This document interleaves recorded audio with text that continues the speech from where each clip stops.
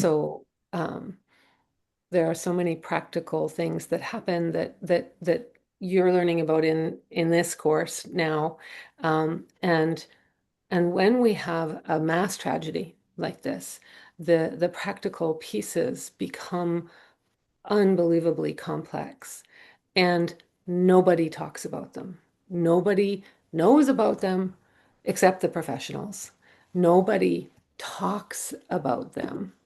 And one of the most common things that I get called into, and a little note for the emerging doulas in the room, this is a point that I make all the time. Emerging doulas do have a place in unexpected death.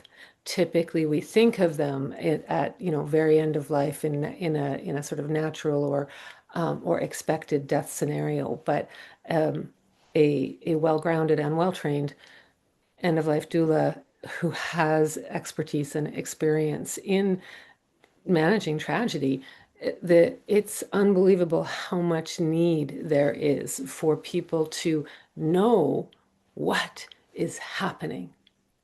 And I don't know, most of you probably had some radio, TV, whatever news, checking your phone, whatever today. And for all the way through the early part of the day, all we were doing was hearing news that had been let out yesterday. And in Canada, in particular, we do have a very different sort of way of doing this, and things are very held very closely before they're released for a whole number of reasons. But all of us collectively, we want to know what is happening, what is going on.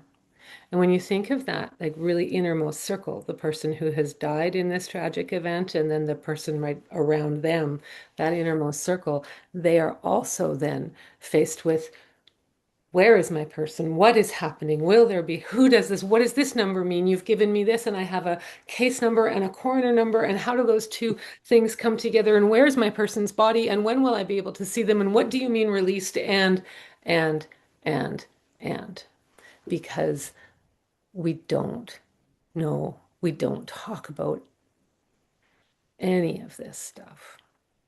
And it just makes it so much harder. When I deal with unexpected loss, the most common thing that I get is this, but where, and what next, and what timeline. Mm. Those are things that in a society that had a healthier relationship with death, we would actually not be scrambling for. That's actually the easy stuff to talk about, but nobody knows and nobody wants to talk about it. So that is the background to this, which is I'm just so grateful for all of you coming tonight. Um, I'm I'm so grateful for a couple of folks have already shown me their candles. What I wanted to do was gather us together. I wanted to read a poem, actually, that the Canadian poet laureate Shane Oh Koskett, how do yeah, you say? yeah. Yeah, he wrote today that I think is, sorry, this cat. Come on, you little rat. Um, that I thought was just very beautiful, and I thought that maybe together we could just um, take a moment. I'll read this poem, bring us together, and then maybe we could just share a few breaths together before we move into the session that is not potentially going to be as fun as it might have otherwise been. Does that sound okay? Okay, I need head movements because you're small. So, okay, let me pull this up. Small town for the community of Tumbler Ridge. Grief in a small town has no corners to hide in. It sits at every kitchen table like that last slice of something that everyone has suddenly lost their appetites for. The first siren must have sounded like a mistake. The others were a cacophony. A smashed piggy bank where the coins all shone like stunned eyes, looking for a reason why. As if even the most concise answer could make anyone understand. Even time seems to bow under the weight of children's names spoken in the past tense. Small towns endure a lot. They feel the slow ache of industries leaving. So their strength comes from each other, from everyone knowing everyone else. They will remember the student who always brought extra pencils in case a classmate ever needed one. The parent who braided their child's hair for the last time that morning. They will remember in the way they refused to let this be the loudest thing about them, or the big thing that defines the small town they all love. Mm.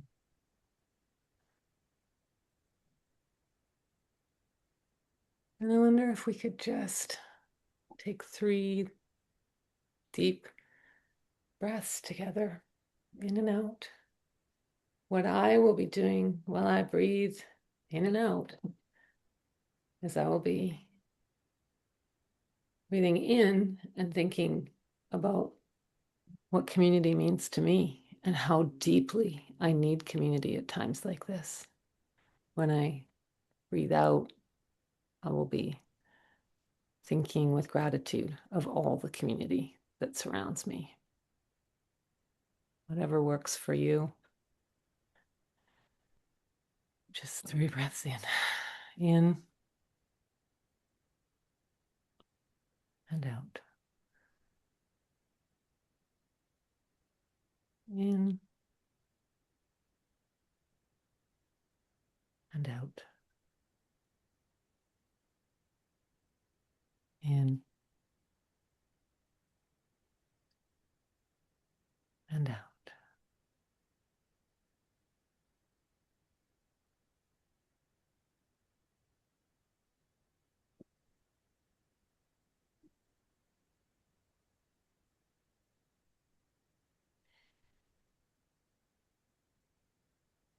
Thank you. Thank you for coming tonight. And thank you for letting me tackle this particularly tough topic tonight. We're gonna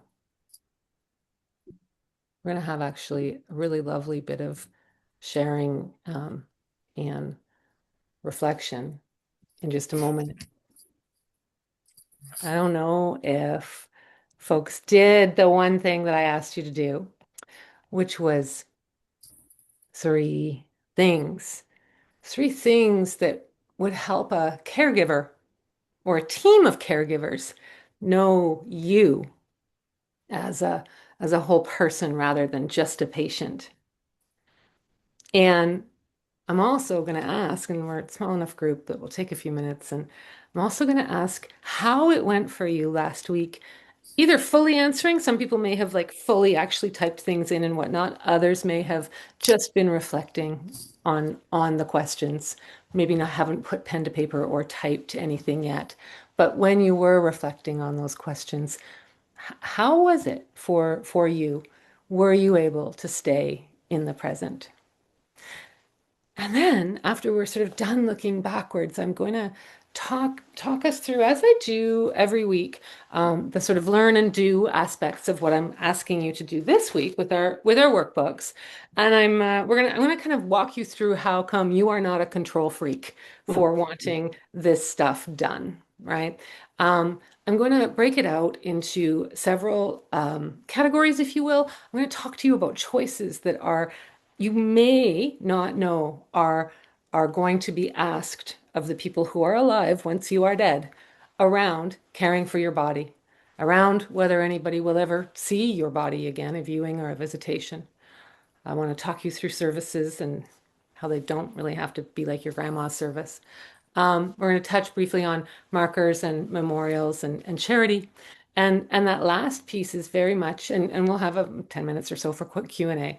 That last piece in particular is a big part of why I don't want you like rushing ahead after that first week. Oh, good, I'm going to go finish my documents now. Because after you do this section, you might have some thoughts about what kinds of donations you may write into your will or you might have thoughts about things like gifts in lieu of flowers, or smaller gifts that may not even need to make it into your will, things that you can or might give away now. So that's kind of like just underlining that you're not behind. You don't even really have to get started on that legal paperwork stuff until next week. All right. So I'm gonna you know what I'm gonna do? I'm gonna do this too. I'm gonna share with you my three things. All right. And then what I'll take this down. Um, I'll take this down and let me stop that. I'll take this down so that we can see each other. And you know, these three things, this three thing question.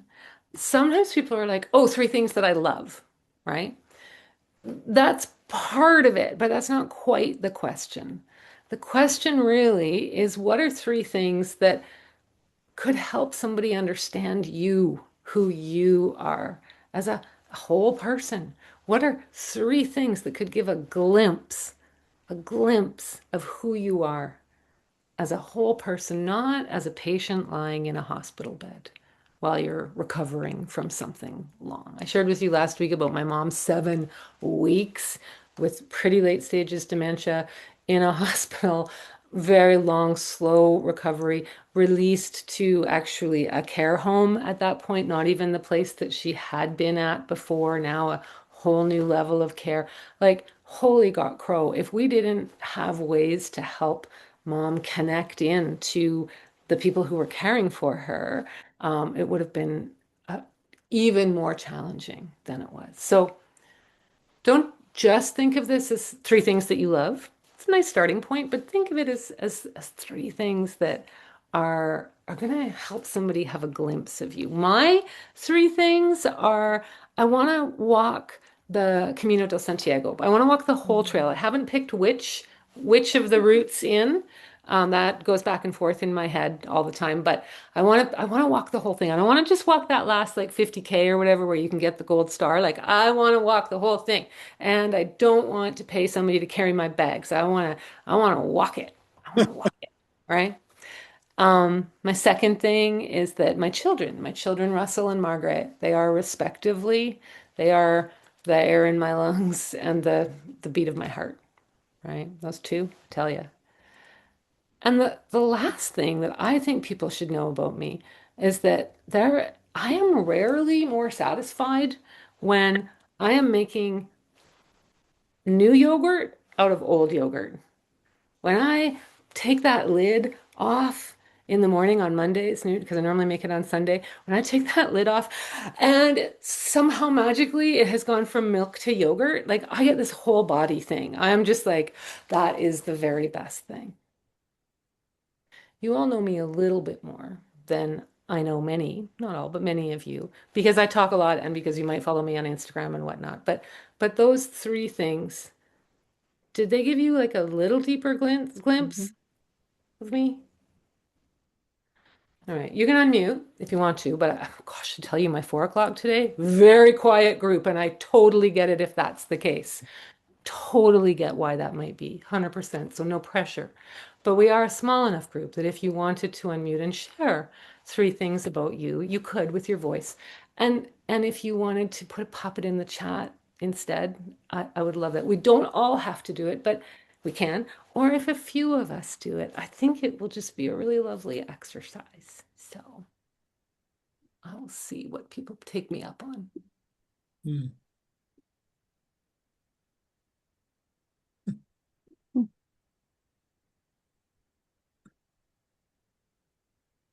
I can share, Krista. Yes, please, Leah. Okay. I imagine this was written above me, so I wrote it that way. I said, "Hi, this is Leah. She loves to take pictures and turn them into beautiful albums for her family to treasure. She loves to read and do puzzles, and she would love if you sat beside her and told her a story about yourself or your favorite things." Mm. Where's my gold stars? I need to get my gold stars right there. That was beautiful. And the way you framed that as the things that I love, but you went deeper with it. It's not just like she loves chocolate or whatever, right? That was a beautiful, beautiful reflection. And it does give me, it absolutely does give me some insight, some deeper insight. Congrats. Anya. And then Carolyn after Anya. Or no, Carolyn and then Anya. Yeah, let's do that way. Sorry, my loves. I would, yes. My loved ones, my blood family, my chosen family, and my dog are very important to me. Hmm. I love to travel. At the time I'm writing this, I visited 30 countries. I hope it goes Oh. up. I love to eat and enjoy good wine while I'm traveling. Mm. And my favorite pastime is reading or being read to in a cozy spot. You know, if you were in a long recovery kind of situation, right? I can just imagine how important it would be for somebody, and many hospitals have this kind of thing allowable now, where to get your dog in to see you, Mhm. right? Or to get you out to see your dog, right? Absolutely. What a wonderful, wonderful, wonderful thing. And this idea of the traveling, you know, if I had known this about you and you were thinking about and we're in like either a very long recovery or maybe we're at end of life or something, maybe reminding you of travels that you've taken would be like this really gorgeous touch point for us to find comfort with with each other and sit and be together, right? I think it's just yes. Thank you. How about you, Anya? And then Joan. Um, so I also was thinking about like, the sign above the bed, but I wanted to add, maybe preface actually, that a friend, someone who became a friend once posted, I've got tickets to this thing, so and so can't go. Would you like to come? Post 3 interesting things about yourself. And I ended up, going, and I had posted at that point, I've done the Heimlich maneuver on a stranger. I have a massive Pee Wee Herman collection and something else I can't remember. But I was like, if I'm lying in bed, I don't want everybody to ask me about the Pee Wee Herman collection or Heimlich. So I went a little bit more general for that. But I want to share those two because you probably learn more about me through those. But the Oh, other it's so ones, true. yeah, It really is. It's this humanizing touch point. yeah, the like more detailed. But the three that I listed in our exercise was I love nature, I value directness, honesty, and kindness, and I'm a-okay with swearing. Ah, thank you. Yes, please. Yes, please, which is really good in my class. Really good. Now, that nature piece, and I will say, just so you know, sometimes when you move the cord goes Oh, okay, just like thanks. that, but I'm it's gonna switch fine. to Oh yeah, I'm gonna okay, or switch you can to switch. But just so um you know, I'm not sure if you're hearing it. I It's not didn't. terrible. Thank you for letting me know. But the nature thing, I actually served a family once, and the woman didn't have any children, but she had this little nephew, and so nephew and sister come in, or maybe it was nephew and brother, whatever, come in, and nephew had gone out to the woods. She loves the woods. That was her thing. She loved the woods, her nature. I love nature. And this woman was not on a recovery track. This woman was dying. But the little 7-year-old had brought this box in with like moss. And when you opened it, you could smell the cedar. Oh, And there were these Wow. things. And he brought that into her. He brought the nature to her because she could no longer go out into it. And it was so small and it was so beautiful. It was so perfect and it was so deeply about her. So don't worry about generalities per se. It will still give people a way in, you Hmm. know? So, and then Joan, I think you were going to say something. yeah. I like music. I like making music and jamming with people Mm. and being with people. I just don't want to end up in a care home in a room where no one comes to see me. Mm. I'd like to have my musician friends come in and jam, even if I couldn't. Maybe, hopefully, I could still sing. I don't sing very well, but I enjoy singing. And yeah, they could jam in my room, kind of thing. And I would See, And like knowing that music piece, like, hey, we're like, let's go back to long recovery, not end of life or not, moving into care home thing, but just long recovery. Like, hey, a group of us are going to get together and we're going to go and hang out with Joan. We've cleared it with the ward. They actually think it's going to be pretty great for everybody else. And now imagine this little thing happens, and now the nurses are a bit happier. And now all these other, and then they're treating each other and you Yeah, on a different and deeper level. So yeah. beautiful, beautiful. I'm gonna read Jenny's, and then maybe we'll have time for one more. I love experiencing and learning new things. I have an adventurous spirit. I see everyone as important, and everyone has a story. Tell me yours. Ugh, yes. And I am more than my career or my family, although I love them both to bits. Yeah. Yeah, you're not your resume, right? And you're not, yeah. Cool. Yes. Yes. Love that. Thank you. Anybody else also fine for folks who are off camera?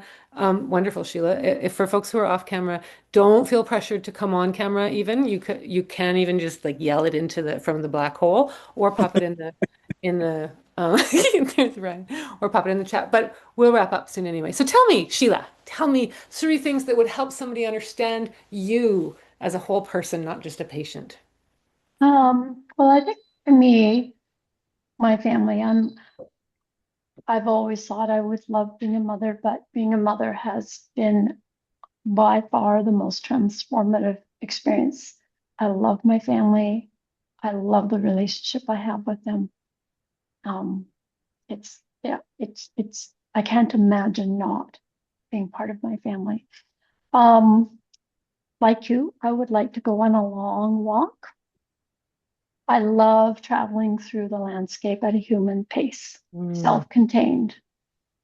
Um, I I love this part of the world. It's a place of my heart. So one day, I don't know where I'll go for a long walk, but I would love to multiple days.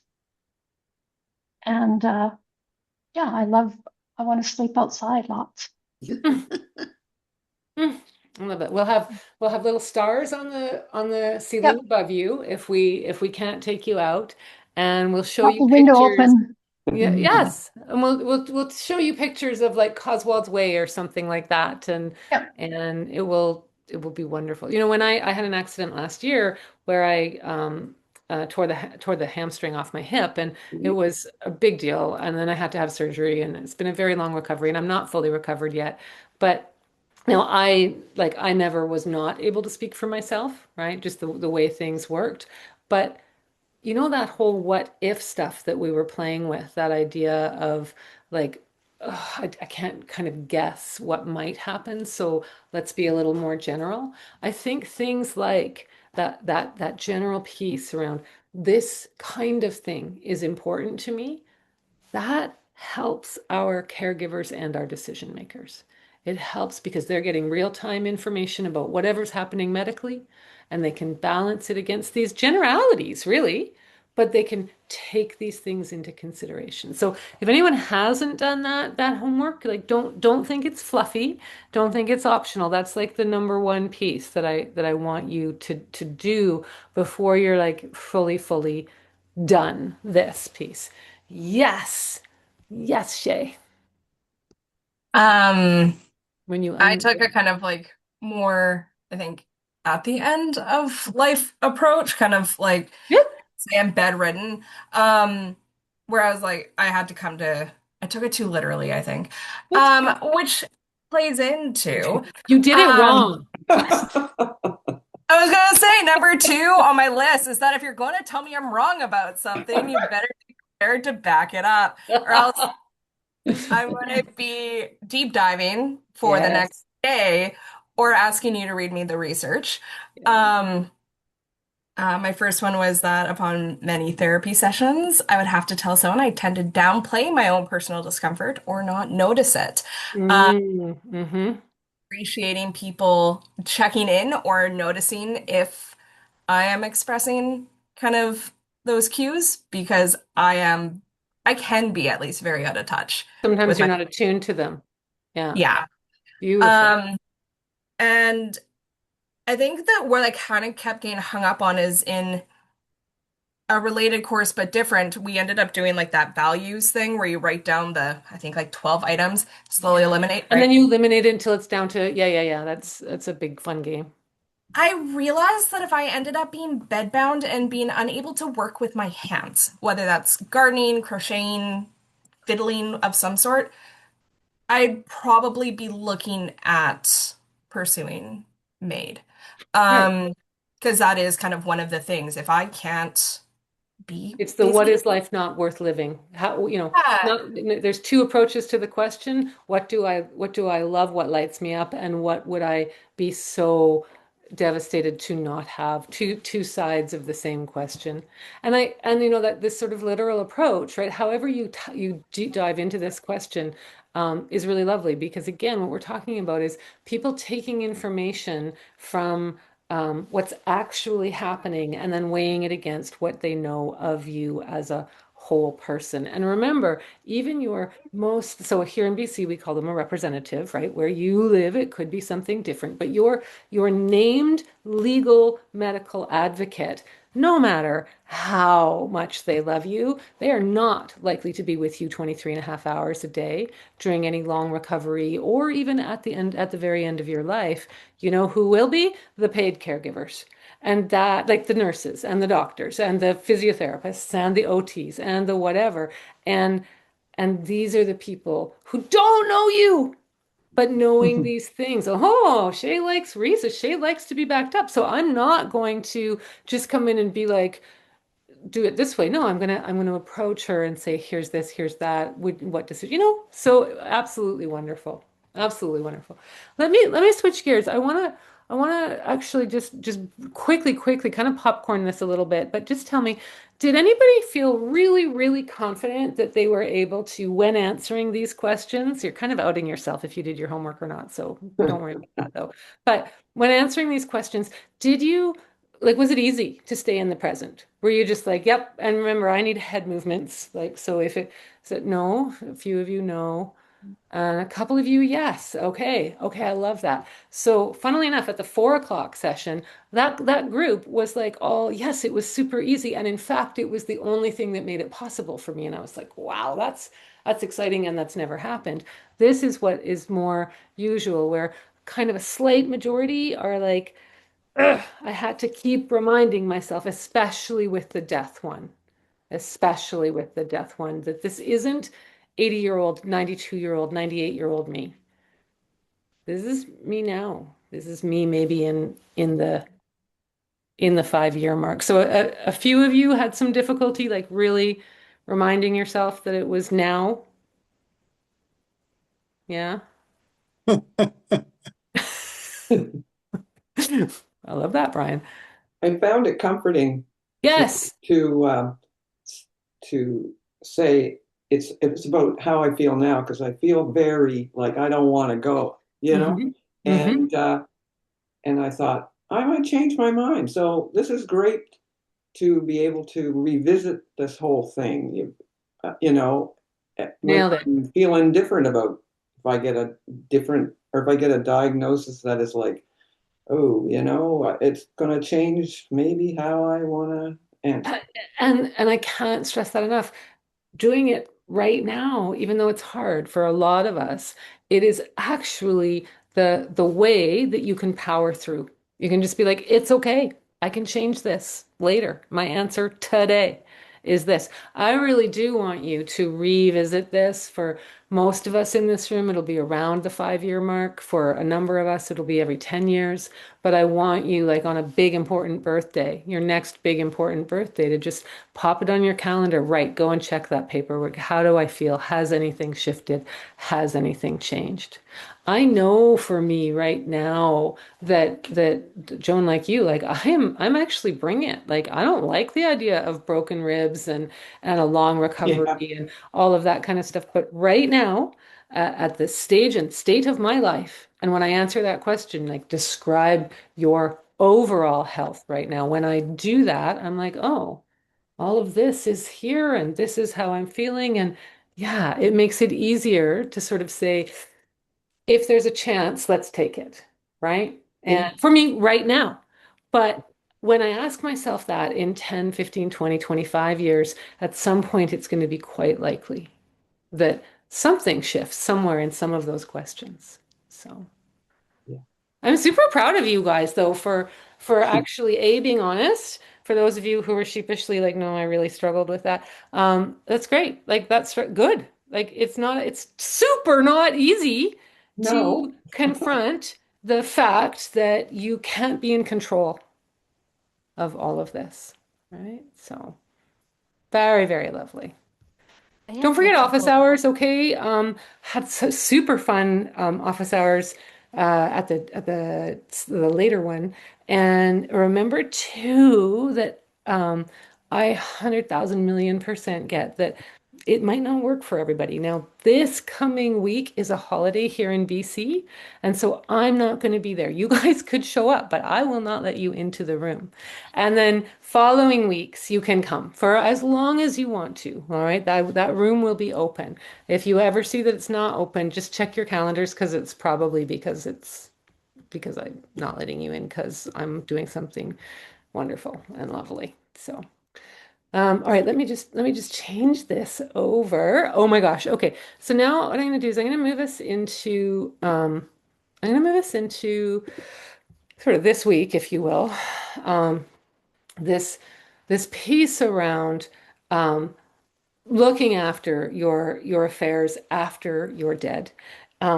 Sometimes people come up against a wall. I typically find it's a certain age, often women, who are like, ah, wouldn't this be a burden if I like really lay it out what I'd like? Like, why does it matter? Because I'll be dead, and isn't that going to be hard for my kids? You know, what does it matter? Because they're the ones that it matters for. And so I finally just incorporated it into my curriculum. And and I really want you to know a couple of things, right? The first thing is that in all my years of making arrangements with people, that's what the phrase is called. You make arrangements with a funeral director. You sit down across a table. It can happen online now, but you sit down and you go through a couple of hours usually, and there's some practical paperwork, which you will have already done because you will have done the first pages of your Learn workbook and all of that information about vital stats and whatnot. It's all there, ready to go. And then they move into a bunch of other questions that you might have never considered. And I just dropped something. In all of that time that I've done that work, nobody has ever said to me, man, I wish that I didn't have as much detailed information about about what mattered to my person. Nobody has ever said that to me. I have watched fully grown like men, fully grown families, siblings, cousins, whatever, sit across the room, come nearly to blows. I have seen people yell things at each other, storm out of the room, more cigarette breaks than you could possibly imagine. And in all of those cases, that has to do with me or the funeral director asking questions that there's division among the family because they didn't even know it was a question. And so then they're like, this is the first time that we're hearing about it, and we don't really know. Like, I want this, but somebody else feels that, right? Just for the sake of argument, I'm going to give you like a really super simple thing. Your mom has picked cremation, all right? And then the funeral director leans across the table and says, is it okay if we separate the ashes? And if you didn't know that that was an option, and your sister has a set of beliefs about cremated remains all remaining together and all being put in the family mausoleum, right? But you think, wouldn't it be nice if we could take mom back to Timbuktu where she was born? Wouldn't it be nice if we could sprinkle a little bit there and maybe put some in a locket around her granddaughter's neck or something like that? And now you and your sibling are like this because you didn't even know this was a question, and now you're trying to figure it out, and you have no input from the person whose ashes it actually is, right? So, okay, you're all here, so I don't really think I need to convince you, but there are a number that, trust me, that 4 o'clock class, there were quite a few of them. This little paragraph meant a lot to them. It's in page 22 of the Learn, okay? And it says, if you're worried about sharing your wishes, but you don't want to sound like a control freak. Think about something like this. Like, I've taken some time to provide guidance regarding my after death care. I've done this from a place of love and with the intention of making things easier for you, the person who will be left to make all the decisions once I'm dead. Please know that none of what I have written is an order or an expectation. It's simply guidance to help ease your way once I'm gone. After all, this won't matter to me. I'll be dead. Right? If you obviously you don't have to use those exact words, but if you can share with people that, like, hey, if this freaks you out, if you don't like talking about it, if da da da da, listen, no problem. It's here whenever you're ready, and I'm sharing it from a place of love. You're not going to disappoint me if you want to do something different. I mean, unless it will disappoint you, then tell them. You'll be, be honest, right? But for the most part, most people are like, oh, I'll be dead, right? So you're absolutely not a control freak. And there's so many things to think about. And one thing that I have noticed over and over, let me just grab this for you for a sec. One thing that, oh, sorry, no, wrong button. Hi, everybody. That's the right button. One thing that I've noticed over and over is that the worst time to plan a funeral is when you actually need to plan a funeral, right? Um, what I want to walk you through now is all of the decisions that go into caring for the body, viewings, visitations, services, what services might look like. Then I'll finally, after all of that, then I'll finally talk to you about cremation or burial. The one thing that most people have top of mind is, oh yeah, I want to be buried, or oh yeah, I want to be cremated. Not that important a question, actually. You got to get through these other things first. And then Mm. I'd like to talk you through the idea of markers and memorials and permanent resting places as well. All right. Now, like before, we'll sort of, if you're I'd love to read as I go, have the Learn book in front of you. You can read it later as well. But I'm just gonna, you'll find a fair bit of information that will supplement everything that I'm walking you through now. Um, in the workbook, and then you'll just go over to the do and kind of write it out. This is essentially, funeral plans are essentially letters of instruction that accompany your documentation. It's just written, I mean, in normal language, nothing fancy. You don't have to do this anywhere. And where's the one place that we shouldn't put our funeral instructions?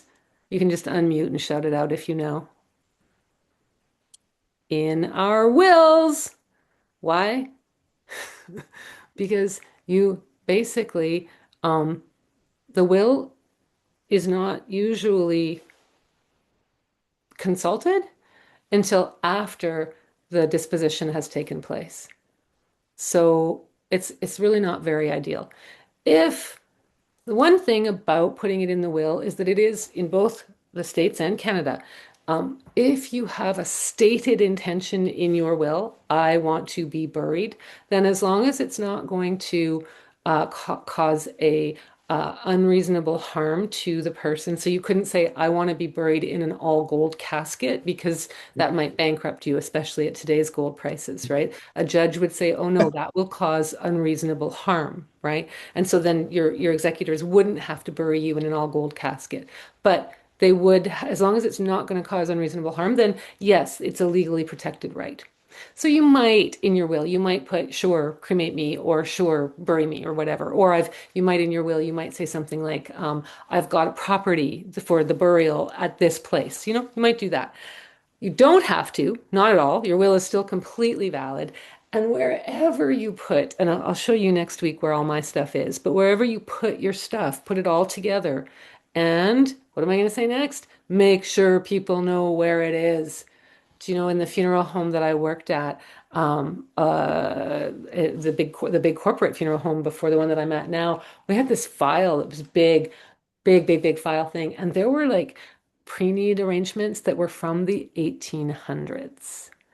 And so those people were definitely dead, and nobody knew that they had them there. So there's like a process, a legal thing that happens, and eventually, technically, somebody's supposed to get their money back, but you also know that the house kind of won on that one, right? So make sure people know where your stuff is. All right. So, yes, my love. Yes, Jess. Tell me. Quick question. So that's kind of something that I'm struggling with my parents as well, is just like, if you have those pre-made arrangements, but let's say you're not in the place where those pre-made arrangements are. So like, is it better to just kind of put money in a fund, and Sure, have sure. people have access to it so that Jess, they remind can me where pay? you are. I'm in Hawaii. Okay, so that is a state that I know little about, sadly. So here where I am, and this is common in many, but not all parts of the United States. The money does not actually get paid to the funeral home. It gets paid to essentially an insurance underwriter. And then what happens is it doesn't go to the funeral home until the person dies and the benefit gets assigned to the funeral home. And what that does is that protects the person who spent that money, right? Because you could always assign it to a different funeral home. If mom and dad live in Hawaii now, I'm just pretending, but they actually move to Alaska by the time they die, well, you can just assign it to an Alaskan funeral home, right? And so that protects everybody, and there can't be any like shady funeral home situation going out of business taking your money, right? It's very, very common. I don't know if that's exactly the rules in Hawaii, but I would be surprised if it wasn't something similar.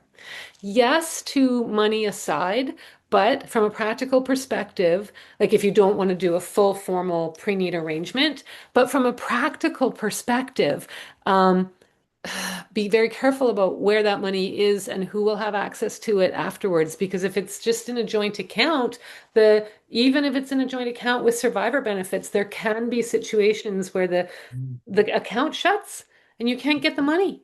Right. So is it like, am I putting it aside? No, life insurance can work and blah, blah, blah. But one of the safest nowadays, it didn't always used to be, but one of the safest ways now is a pre-arrangement with a funeral home. And then the other thing is, Jess, is that answer these questions for you and then make sure that you kind of sneakily ask them of your parents. And even if you don't go that next step and formalize it, at least you'll know what to do. At least you'll know what matters. Does that make sense? Yeah. Okay, good. See, look, she Yes, did thank nice you. big heads. That was very good. Thank you. Thank you. Thank you. All right. So I'm going to start with a picture that I love, actually. Um, I'm going to start with the concept of caring for the body after death. All right. Caring for the body after death, there are sort of tiers of care, right?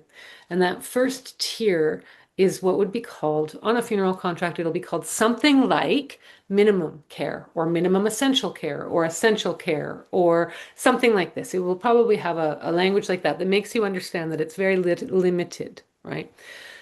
What this is that the body is dead. It comes into the care of the funeral home.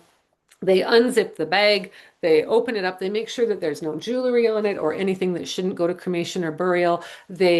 If it's a cremation, the only thing that they will do surgically is take out the pacemaker because that might harm the retort, right?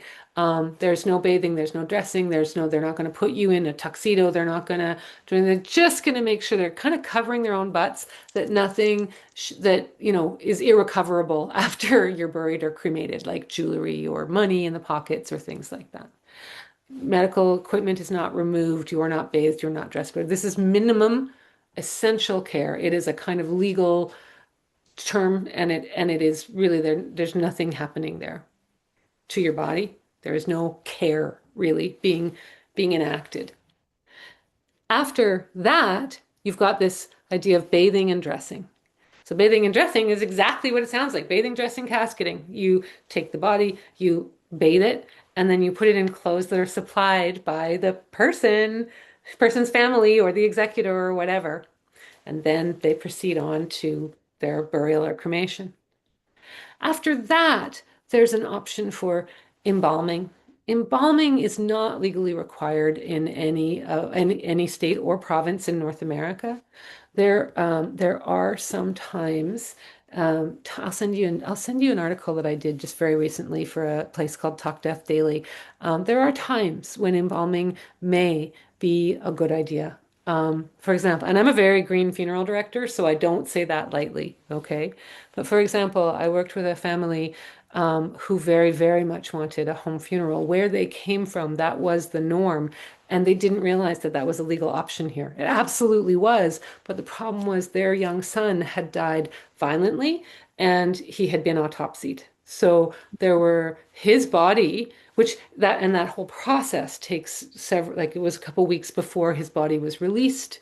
And so at this point, the degradation to his body and the decomposition meant that a home funeral would have truly been unsafe. Like we wouldn't have safely been able to say that's a good, safe idea. And so I said, but we can embalm him if you want us to, and then we can get him to you safely, and you can have your home funeral. And they were like, oh my God, yes, please. Like me, they were quite green in their overall approach. But when weighed against what they wanted and needed for their healing, that slid, and this other thing happened instead. Um, there's a whole bunch, I'll send you the article. There's a whole bunch of other reasons that sometimes embalming may be a really wonderful idea, especially if a viewing is going to occur. But it is absolutely not necessary, and not all deaths would need embalming, even if there is a viewing. I do viewings all the time of unembalmed bodies that are sometimes several days, if not weeks, beyond the point of the death itself, right? Where in other parts of Canada, you can only do viewings, unembalmed viewings, after a certain number of days or a certain time frame. That's true in the States as well. But in some places, there are like no rules. So just have at her, whatever, whatever you want to do, right? So with embalming, there's kind of a description of embalming in the workbook, and then there's like a question for you around how do you feel about that? Would you like a conversation with the funeral director? Are you like a hard no, under no circumstances ever would I allow this? Just give some guidance and reflection on that, right? And then the other thing with caring for the body is keepsakes. We have come so distanced from death in our modern, white Western culture in particular. We have become so distanced, and so we don't know all of the kind of like what are the norms around after a body has died, and what is going to happen and in what order and over what timeline and whatnot. And one of the things that can happen at the point of body care is that people can take like a fingerprint, for example. You can, this can, in the old days, in the old days, it was done literally on an ink pad. Now there's like these little scanners that you can have. Sometimes people like to have a really old school lock of hair. It's a very old school thing.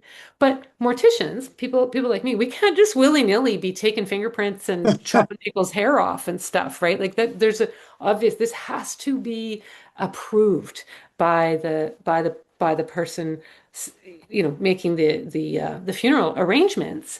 And that person, guess what? Who's that? That's the executor, right?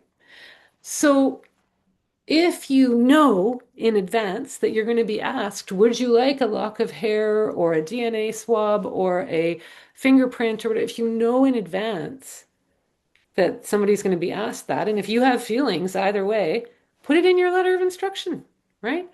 Especially if it is hell no under no circumstances. That is a very useful instruction. Really, really useful instruction. But if you're like, I don't really care if somebody thinks it would be a nice idea, sure, go for it. That's okay too. You don't have to say yes, right? You can just be like, sure, if anybody wants to, but I'm not saying you have to, right? That's kind of like the control freak thing. That's how you balance out the control freak thing. You just be like, if somebody would find it useful. I had a I had a young boy who died day after his 18th birthday, and his he wasn't embalmed. It was a viewing, a couple of hours private viewing with his mom and family, immediate family, very, very quiet before cremation. That was it. That was like the whole before part, and then there was like a service later. But I asked if she wanted some hair. He had this beautiful head of hair, and she was like, "Oh, yes, please." And so we took it and we braided it, and then we put a little, and we gave it to her very, really, really beautifully. And she was so touched. And later she showed me something that she made from it, and she took a stamp of it. And she made these beautiful cards of just like the little circle of his braid. And then later, one of her best friends did a tattoo on her neck, like it was a piece of her hair. And it was so unbelievably beautiful. And if nobody had known to ask, right? If the like funeral directors, when they ask you stuff like this, they're not trying to trip you up. They're aware that you might not know this exists.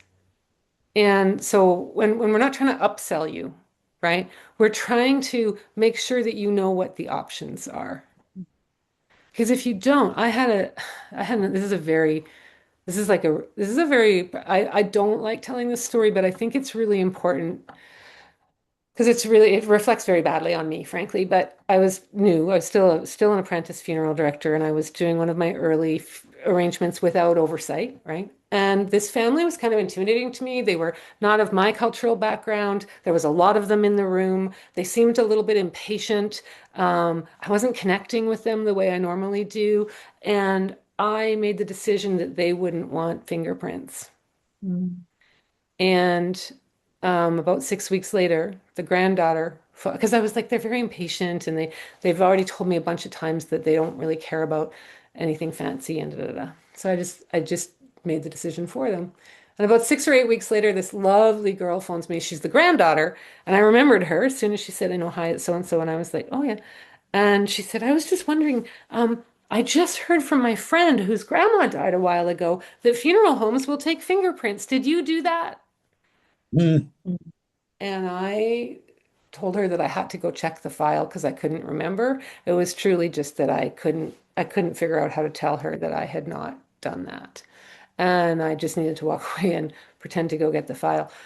And I told her, and she was incredibly forgiving. Um, and it was one of the hardest things and it was one of the biggest mistakes that I've made with decedent care too. Like it was a big mistake because I decided for her. Mm. And I shouldn't have done that, right? So I want, and if a funeral director is busy or is rushing you through things and not sharing the options with you, sometimes it's because they don't want to seem like they're pushing you. Sometimes it's because they're busy and they don't really are not giving you the time of day that you deserve. It's not always like from a bad place, but it can be sometimes. And then Mm. on the flip side, sometimes they're really just trying to upsell you a really fancy urn or something. So like you being an empowered consumer can make a better decision. So Mm. so that's body care. And what I want to say about body care is that no matter what, this is a decision you need to make, right? If you're having a viewing, which is the next thing that we're going to talk about, then yes, you will need a higher level than, remember, there was that minimum care. Everybody gets that. You will either need to have the person bathed and dressed or embalmed if you're having a viewing or a visitation. If you're not, though, you can still bathe and dress the body or even embalm the body. For me, super important. You've noticed that I'm a princess, right? So for me, my relationship with my body is such that I honor it at this very end. It has served me for me, and I'm not telling you this is the way you have to do it or believe, but for me, my body has served me. I will honor it this one last time, even if no one ever wants to see me again. I have made that very clear.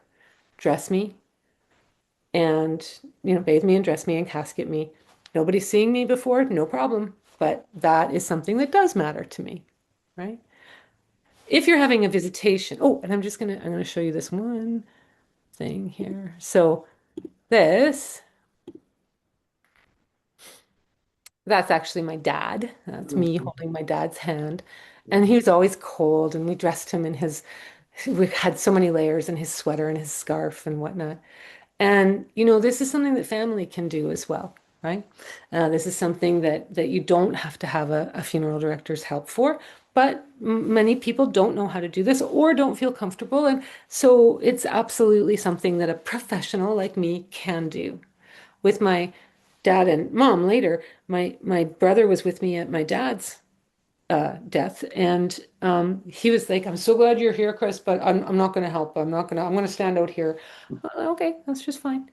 And slowly, he was like a little kid. He sort of came to the edges, and then kind of I saw him peeking in. I'm like, Pete, I can get you a chair. You can just sit over there. And he kind of did. He came in and he sat down and he watched me finish up. And as I was getting to the part of putting my dad's sweater on, he could tell that it was a little hard for me. My dad was like 6'1" and very healthy and like a, really good sized man. And it's just a little hard. Like they call it dead weight for a reason. And he was like, "Do you need a hand?" And he helped me with that last step. And then maybe 45 minutes went by before the funeral home got there, and we were just sitting with him. And then we walked dad to the car. And Pete came back in and he was like, "Chris, I had no idea. I had no idea how much, like how good that was, how right that was." And my thing is that like we are only about 150 years away as a society from all of us knowing exactly how to do that. And so really it's imprinted very deep in us. And when we're reintroduced to it, when we're given the opportunity to do it, it's actually super innate, right? And people can get so much out of it, right? Connie asks, could you explain why survivors might want a fingerprint of their deceased loved one? Well, very similar to my friend who lost her son and did a tattoo. The fingerprint could be put into jewelry. It could be cast into like a pottery thing. It could be, there's whole companies that will make like cremation jewelry and stuff like that that you can, I think one of them, Eternity's Touch is the Canadian one, and Thummies is the American one. And they'll take the fingerprint and they'll turn it into a piece of jewelry or whatever. You might even have one that opens and you can put a bit of cremated remains in. So the question that I actually have for folks is why would anybody want the DNA? There's a couple of companies that are doing DNA, post death DNA. And this is one that I have some feelings about. And yet, if I'm doing an arrangement, I'm going to make sure the family knows it exists. I know that I wouldn't pick it, but I usually go pretty quick over that one, but I want to get a clear no out of them before I proceed. Because once you've buried, well, if you bury someone, technically you could unbury them, but once you cremate them, you are not getting any DNA out of them, right? So you gotta ask the questions. Yes, my love. Um, so about the post-death DNA, kind of funny story, I'll try not to take too much time, is that I guess my uncle for his entire life was suspicious that he was adopted. So he actually like made a point of like getting the family out of the room for time with my grandma, and actually we found out many years later he clipped some of her hair Mhm. and had it tested to see if he was related because she was anti-genetic like in DNA testing. Um so it was quite interesting, I think, if you have an individual who's against those testings to be able to kind of Like there's a lot of sneak their way in. a lot of family mysteries were revealed by that one test, though. So 1,000%. that was Yes. interesting. But I'm yeah, gonna that I'm going to answer Sheila. With regards to bathing and dressing, how can we be sure the person doing this will treat our body with the care we would want? You can. You can. I've worked in this field for a long time, and the only thing that I can say is sometimes there's music in the prep room that I wouldn't like. Um, but with the like, it is drilled into us the way that the same is true actually for medical doctors working on cadavers, on human cadavers. It is drilled into us the respect that we must address this body with. And with regards to the music, if actually during the arrangement you're like, Mom loved opera or whatever, can you play this while you're doing her? 100% people will do that. 100%. We love doing that.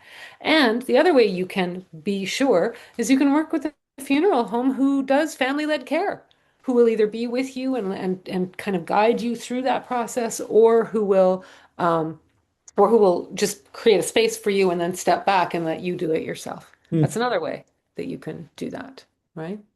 I've seen stunning silver pieces, yes, 1,000%. All of our daughters are minimalists and not likely to question. No, that's good. I mean, that's really good to know. But what's interesting though is that like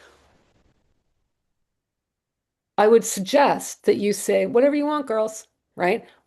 Rather than nothing, because one of them might surprise you, right?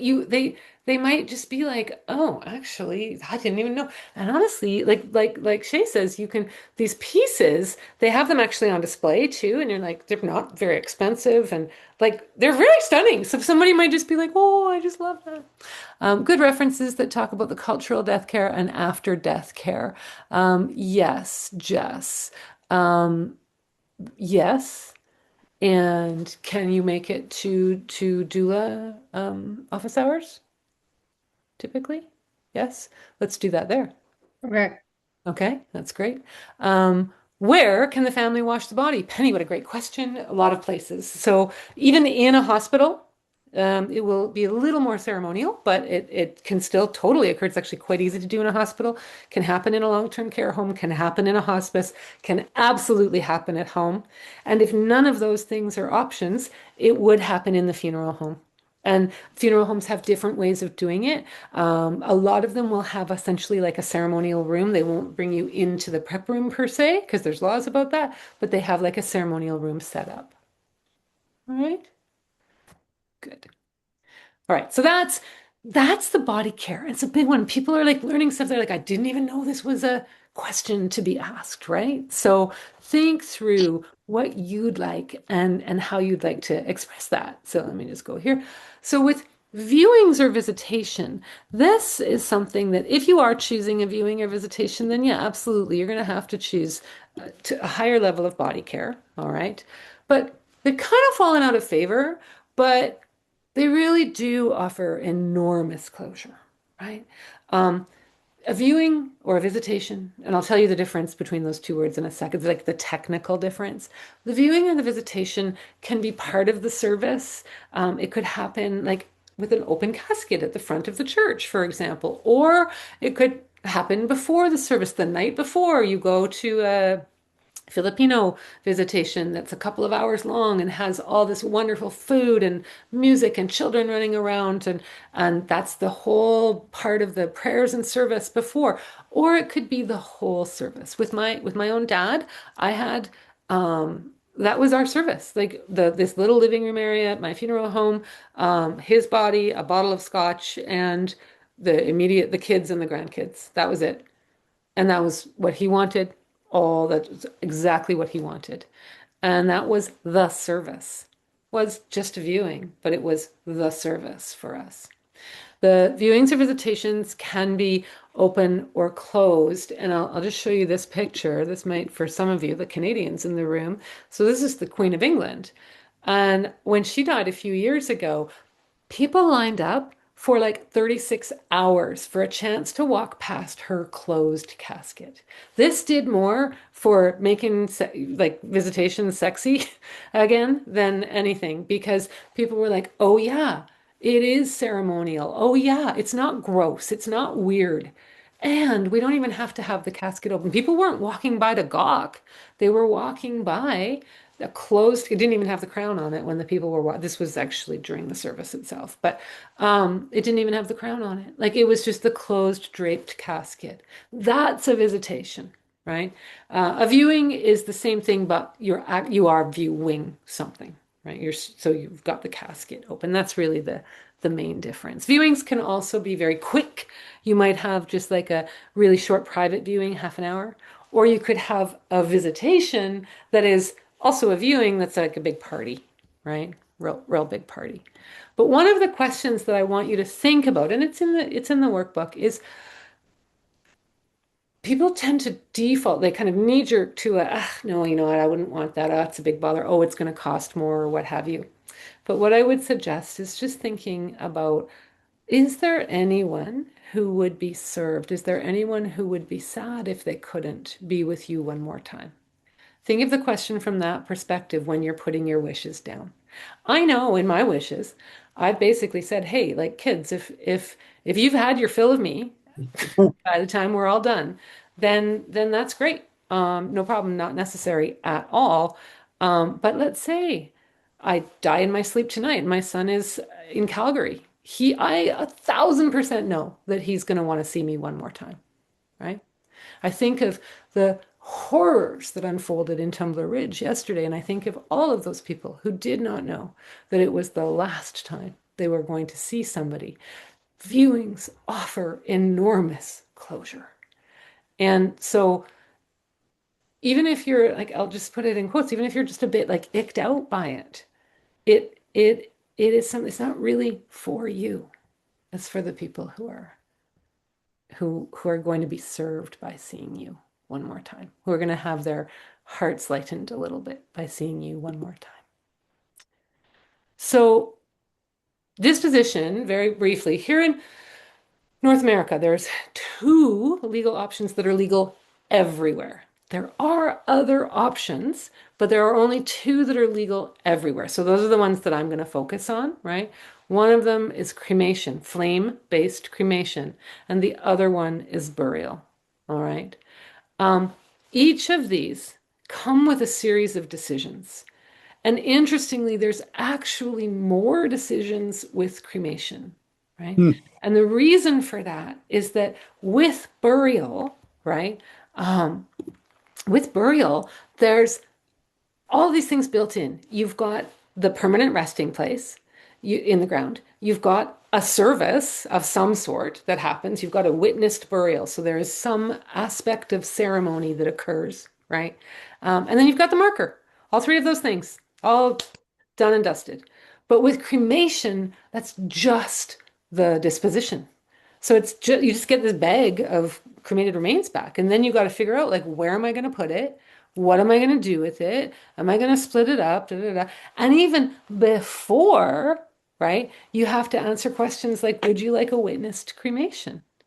Now, for many North Americans, they're like, what is that?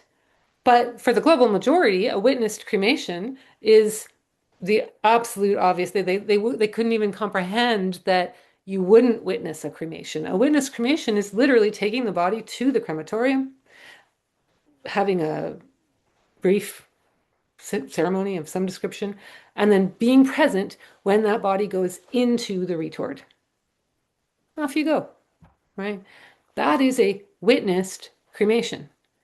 We don't think twice about a burial. Obviously, we're going to be at the graveside, and then we'll watch as it goes down, and maybe we might even put some dirt on it. It's the same thing. It's just a different format, right? So knowing, like when I sit across from somebody and say, "Do you want to witness the cremation?" and I can tell it's the first time they've ever heard that question, and then I need to explain what it is, and then I need to explain why it costs more, and they've never thought about any of this, it's a bad day. It's a bad day, right? So lots and lots and lots of decisions with cremation that just aren't there with burial. I was gonna see. Sabina says, where I live, you can purchase additional days of refrigeration. You technically can here as well, but most funeral homes don't charge for those extra days. Just FYI. Like it's kind of on the books just in case something really goes sideways and we need the space, but most of us will just go for as many days as we need. And why does witnessed cremation cost more? A non-witnessed cremation doesn't disrupt the flow of the crematorium. You just simply go to their morgue and you just wait until it's your turn and then you just get slid in. With a witnessed cremation, you close the whole thing down so that the family can come and have their private time. And then they go in, and that is actually like that is a disruption to business. It's a great disruption, but it's a disruption to business. And yes, you're charged more for that. It usually costs what it might cost for a rush cremation. You're bumping someone out of line, essentially. And so there's a cost for that. Yeah, you are subtropical. Yes, that's true. And you wouldn't, and we're a bit northern. And you wouldn't want people like just cluttering up the freezers either, or sorry, the refrigerators either, the workspace either. That is something that we do have here, like where sometimes a public guardian case, or there's like something that's tied up in the courts or whatever. And so we do have it, but typically it's not necessary to use all that often. So that's disposition. Those are just the basics. Cremation, burial, each come with their own set of questions, and those questions are in the Learn book. So you can reflect on them and think through, okay, where and what and how, and make little notes as you go. All right, let me just, sorry, everybody, sorry. Sorry, I'm on a slightly different desk, but like, look how professional my background looks. Wait one sec, friends. Huh? Yes? Ah, there we go. Okay, good. Let me do this. Da-da. Okay, so that's disposition basics. So then services and ceremony, right? I think that it is so important to give some guidance on what you might want a service to look like. I told you about my dad's service, right? A puddle of scotch, his body, his immediate kids and his grandkids, 2 hours in a really small space. That was the perfect service for my dad. My mom had 100 people. There were live musicians. We had pizza from her favorite pizza place and sushi and these little donut holes that she loved. And it was a hullabaloo, I think is the technical term for what we did for mom. Neither of those were in a, kind of boring beige funeral home. There are so many ways to commemorate, to ceremonialize, right? That don't have to be those stupid little egg salad sandwiches, right? You bring me those egg salad sandwiches to my funeral, I will haunt you. I promise. Right? It's not going to be okay for me. I have this friend, Christina Andriola from New Narrative Events, and she does these things. She calls them not your grandma's funeral unless it's your grandma's funeral. And she did this one, totally classic, immigrant story, right? This guy from Poland arrived with like $5 and knew a cousin, and then what had a trucking empire by the end of it. And at the end of his life, there were 60 of those big, like, the honk honk trucks, those ones, 60 trucks lined up. And then they went on this 1 hour long tour of the Tri-City areas around all of the places that his trucking firm served and whatnot. And then it ended at the celebration of life, the hotel where the celebration of life was happening. That that is a funeral. That's a funeral. It doesn't have to look like a funeral, right? So there's opportunity to kind of like just think through some Cole's notes. Do you want your favorite pizza? Do you want live musicians? Or, do you want something very, very quiet? Do you not want anything? But if you don't want anything, truly, truly, truly don't want anything, something that I would love to invite you into is an exploration around being okay with thinking that somebody else might want something. I think people who really, truly say, don't do anything, period, full stop. I will not authorize anything to occur. I think that's psychologically cruel. I don't think that's okay. I think that is being a control freak, I think. And I have seen like grown men cry because my mom always said she just didn't want. No, you know what? She's dead. She's not going to know. You do whatever's going to make you feel right. All right. But it's so much easier when you know that you kind of have their blessing, right? So ever so briefly, I'll just talk you through markers and memorials and charities. And this is really important why you haven't done your legal stuff yet, right? Because this week I want you to think through, is there anything that you might want? Is there a donation that you might want to make?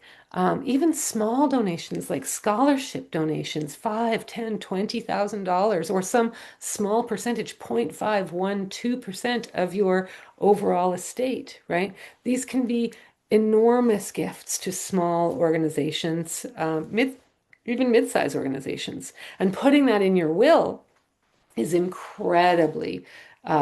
incredibly generous, and it's a wonderful thing.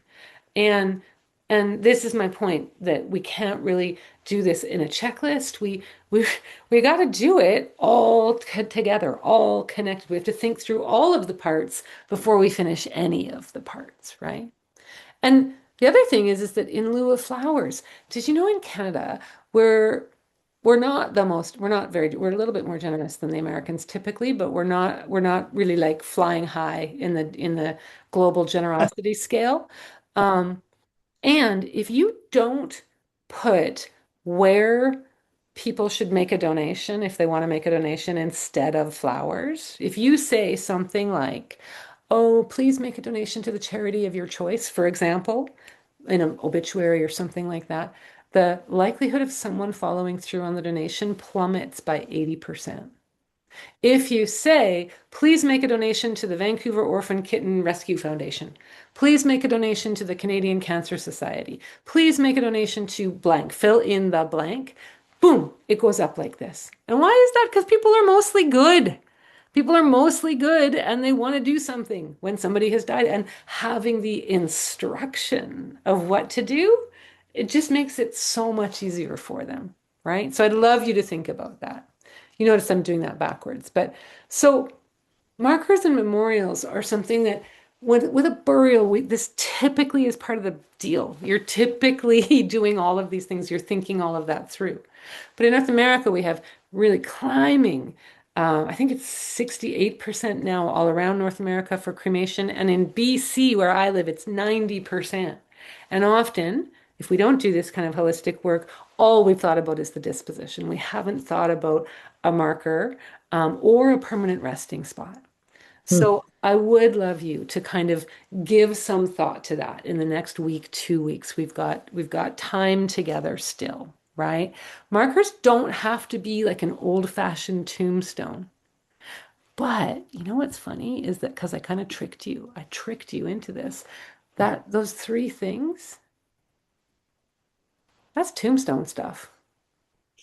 You know, these are things that can actually fit in together with each other. I mean, I don't think I'm necessarily going to put she wants to walk the Camino, but really the stuff there are things in my three things that would absolutely make a great epitaph, right? Bench. The I'm going to show you a picture. Let me show you this. So obituaries, obituaries. So a lot of people think they don't really happen anymore, but they do. They just happen online now, and they happen like on social media rather than in the paper. So the obituaries question, it is in your paperwork, and just give it some thought. Are you okay with it? Have you already written some? Do you want to point people to where to find some information? Or are you just totally cool with them making it up as they go and trying to make people laugh or whatever? Or are you like, absolutely not, I'm a very private person, I don't want an obituary. That's totally okay, right? But just give some thought and make a little line in it. But let me show you this. Okay, this is the markers. Let me show you this. That's my mom. So when mom died we're coming up on a year and a half now, I guess.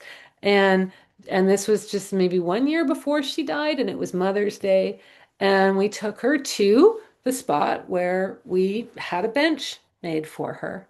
And this was a really meaningful place for her and for her life, right? And we came up with this, Lorraine Gresco, that's my mom. Mother and Baba, Baba means grandmother. Teacher and fiddler make a joyful noise. All right. My mother was a kind of a lapsed Catholic, and that was her favorite hymn. But she was a teacher all her life, like 60 years, teacher of music, and one hell of a violinist. So my mom was still alive when we made that for a bunch of reasons, and it was actually really lovely to take her to that. That is a marker. It's my problem. Okay, so my sister really loves this. I'm not as big a fan because it's not truly permanent. You actually kind of lease this space, whereas a cemetery marker is permanent. So me personally, I'm a cemetery girl. But probably we can keep purchasing this for as long as we want to, so that's fine.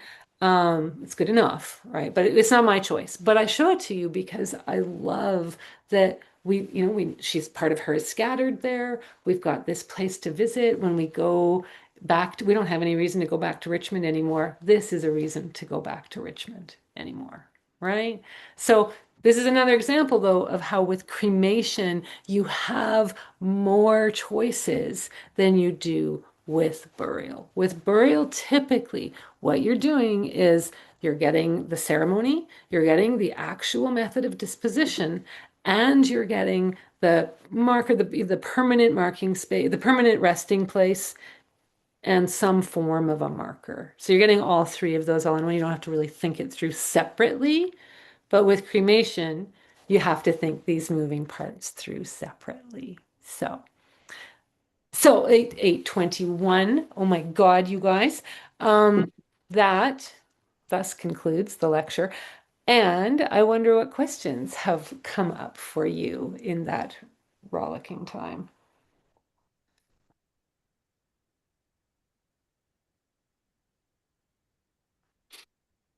And just feel free to unmute. You don't even have to put your hand up.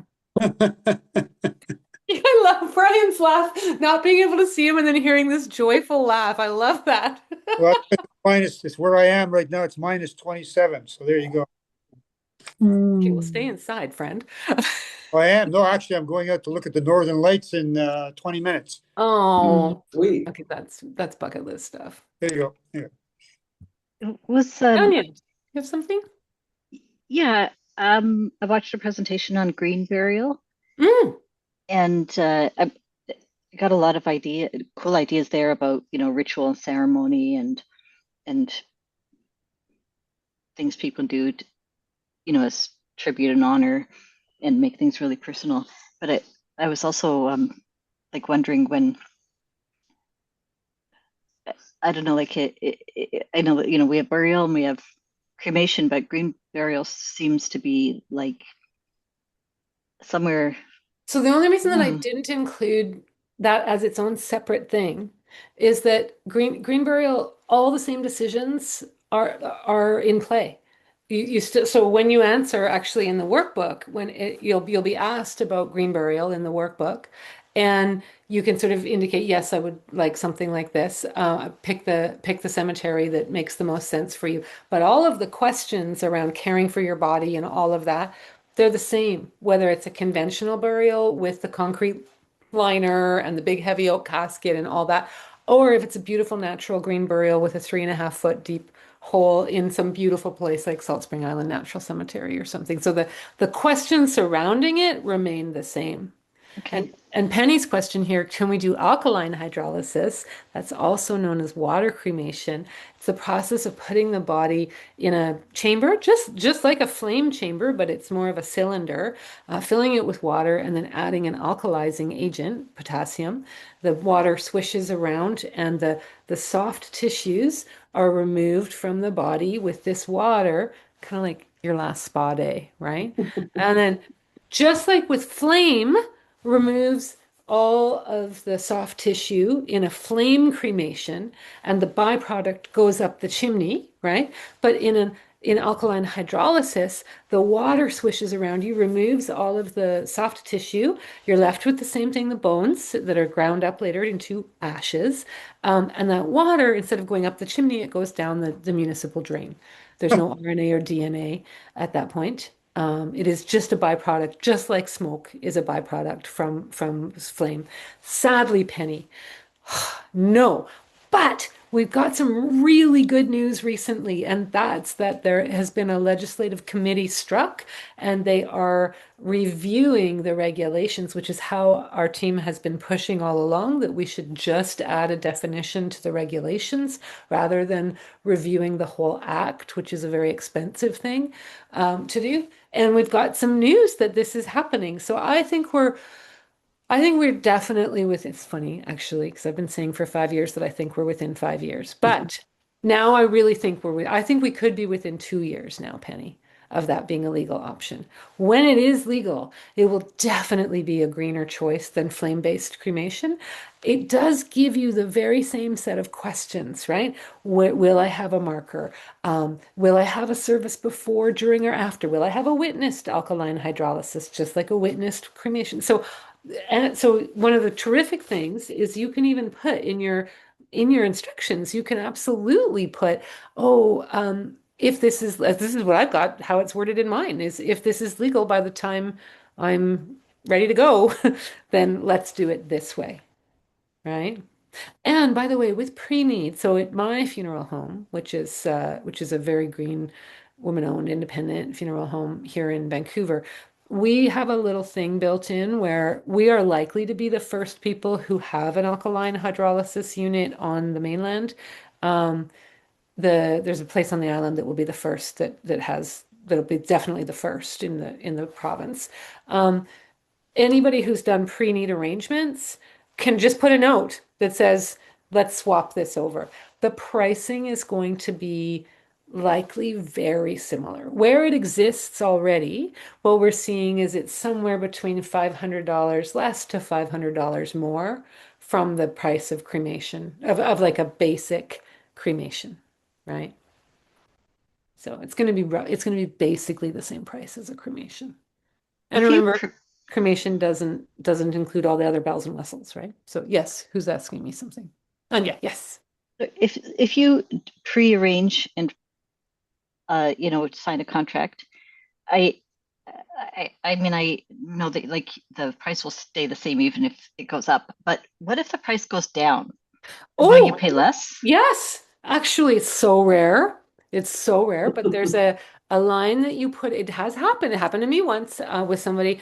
Um, so what I've never seen is I've never seen the costs of the actual services. So like bathing and dressing, and I've never seen those go down. But I have once. I've seen the cost of a casket go down. So they were charged something like $400, and actually the new cost was $300. And so there's something called excess proceeds. This is, by the way, this is a Canadian answer, friends. It is likely to be similar, but not guaranteed to be the exact same in the US. Okay. So a Canadian answer is that you get this, you name somebody who will be the beneficiary of any excess proceeds. And if there are excess pro, it's so rare, but if it does happen, yep, they get that money right back. Yeah. Okay. Krista, um, is there human composting? I think I was introduced to this in Seattle at a flower show one time. Yes, so human composting is also not legal in British Columbia, and that's why I don't include it here because it's Mhm. not legal anywhere in not legal anywhere in Canada at Mhm. this time, but it is legal in many states. I believe it's 10 already states that it's legal in. It's a very interesting process. I'm just gonna, there's nobody here from these companies, but there's a little debate among death care workers as to just how green it is. Is it green or is it greenwashing? So something that they don't talk about is that halfway through the process, they remove the body. So in natural organic reduction, you put a body in, basically it looks like a big freezer. You put all this alfalfa essentially around it. There's a process where their bodies are kind of agitated and whatnot. It's a very speedy decomposition, but at roughly the halfway mark, they remove the body, sieve it, and the big long bones get put through a cremulator and then get put back in for the kind of final bit. And this is not really explained very transparently. Also, unlike green burial, which is literally just like a hole in the ground, there's like you need a warehouse and you need this infrastructure. It is greener than conventional burial, but it is definitely not greener than alkaline hydrolysis, and it's definitely not greener than um, green burial. It is a wonderful greener option, and I do think we should all one day have access to it. But I am not fully on the green, like for green reasons, bandwagon.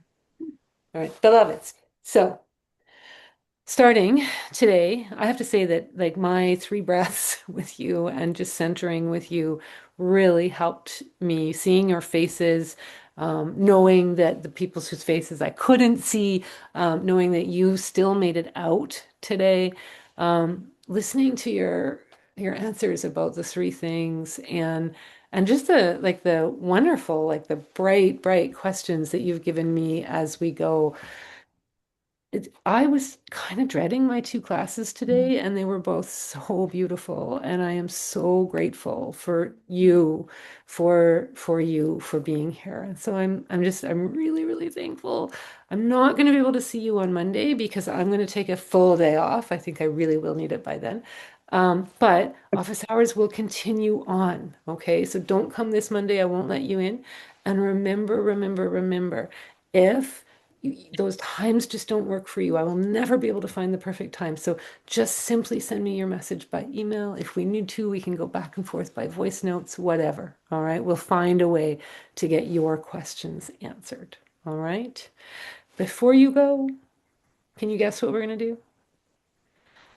A word. Don't press enter. A word in the chat or a phrase or a how you're feeling, what you're taking with you into the week ahead, into this part of the work that we're going to do together, answering these amazing questions in the Do workbook. Something that you're holding with you or how you're feeling. When you've got it, don't press enter. Just give me like a thumbs up or make a big head movement and I'll know. Okay, good. I've got a couple. And when I've got enough of you, Penny's there, Sabina's there. Jenny's moving. Yeah, okay. No, Sheila, it's okay. You can go at the very end. All right, then. 1, 2, 3, go. Of course. My heart feels nourished, inspired, more confident, connected, feeling gratitude for you, Krista. So much more than learning. Oh my God, thank you, Christine. Feeling moved by a sense of community here. And that's with me talking all the time. Imagine in weeks 5 through 8 when I shut the hell up a little bit, right? And the shared grief felt lovely and lighter. Thank you for the community. Feels good. Oh, I'm so glad. Feeling ceremony even in meeting. Good. I'm so glad. Beloveds, if you need me at all, don't bug me on Monday, but any other day, bug me. There is no such bugging. And I'm here if you, oh, thank you and appreciation. I'm here if you need me. All right. I'll put the recording up and do hop into the Learning Hub for some extra resources and stuff too. Okay. Great. Oh, wait. Sorry, don't go. Sorry, next week. Very great next week. I know there's a couple people who can't be here. Make sure you watch the recording. Much less me talking at you, more kind of weaving in what's not done, stuck here, or I still am wondering about this or whatnot. So please do feel free to bring your questions. There's not much reading ahead if you're a read aheader. It's very short. And then we're going to spend a little bit of time doing a really beautiful exercise. And I'm going to introduce you to my paperwork and like where I keep it and how I keep it and what I have in my box and that kind of thing. Okay. So it's a really, really lovely time. Then half of you go off into the wide world. You stick with me as long as you want, but the other half stays with me for 4 more weeks and we do all this exciting thing. Okay. Now you can go. Goodbye, my loves. Good Thank night. you so much for Krista, coming. take Good night. care. Enjoy those northern lights, Brian. Mhm. All right. Goodbye. Thank you. Good night. Good night. Thanks.